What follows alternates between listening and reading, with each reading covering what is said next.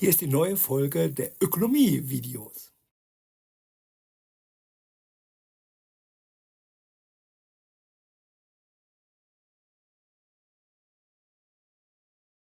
All right, let's just get right into it.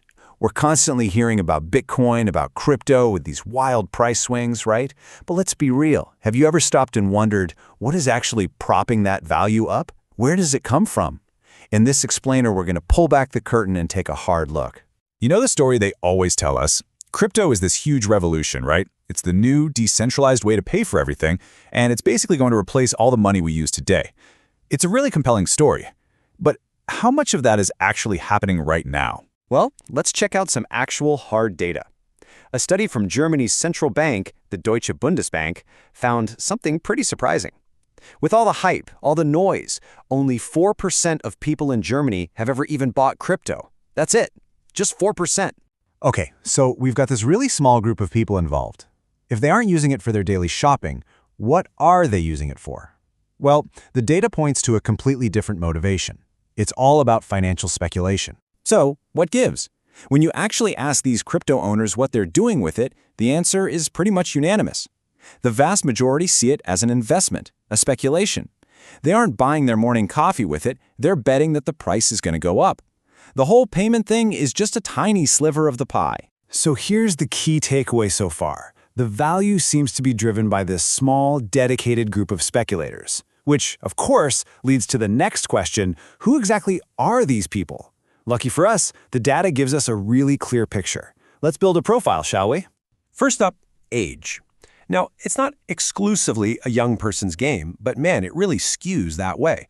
In Germany, you see way higher ownership among people under the age of 44. Next, let's talk money. The trend here is crystal clear. The more you earn, the more likely you are to own crypto. And that makes sense, right?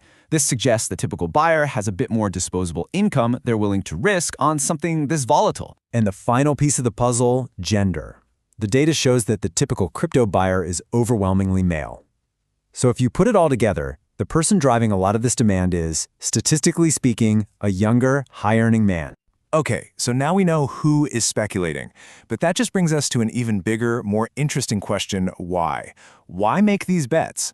To get inside that mindset, we can actually look at the work of the famous economist John Kenneth Galbraith, who spent a lot of time studying this exact kind of behavior. Galbraith basically said there are two classic types of speculators. On one side, you've got the believer.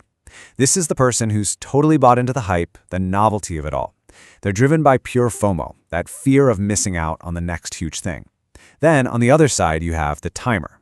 This person's a bit more of a cynic. They might even think it's all a bubble, but they're confident they're smart enough to ride the wave and get out right before it all comes crashing down. So you've got these two different mindsets, but how do they actually decide when to buy or sell? It's not just a gut feeling.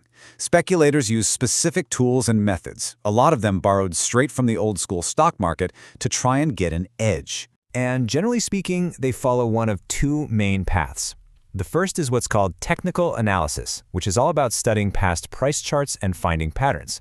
The second is fundamental analysis, which basically ignores the charts and tries to figure out if the project behind the coin has any real actual value. Let's start with technical analysis.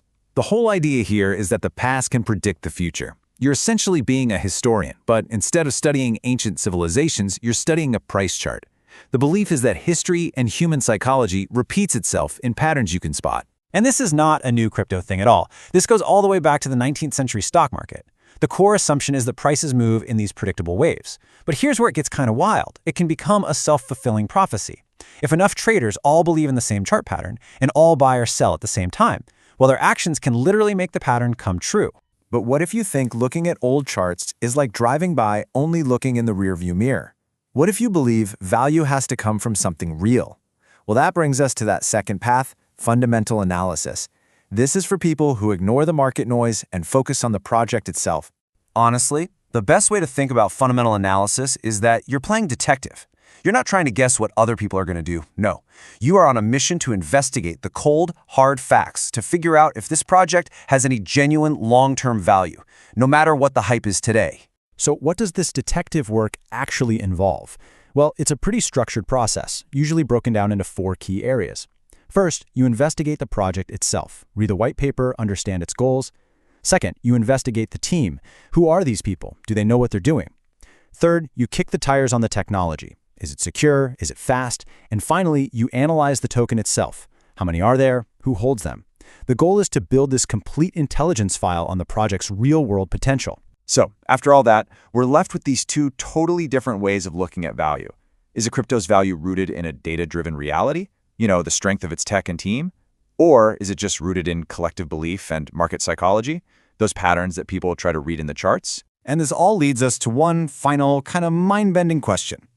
At the end of the day, any asset is only worth what someone else is willing to pay for it. So if value is just what we all agree it is, does the reason for that agreement, whether it's based on deep research or just pure FOMO, even really matter?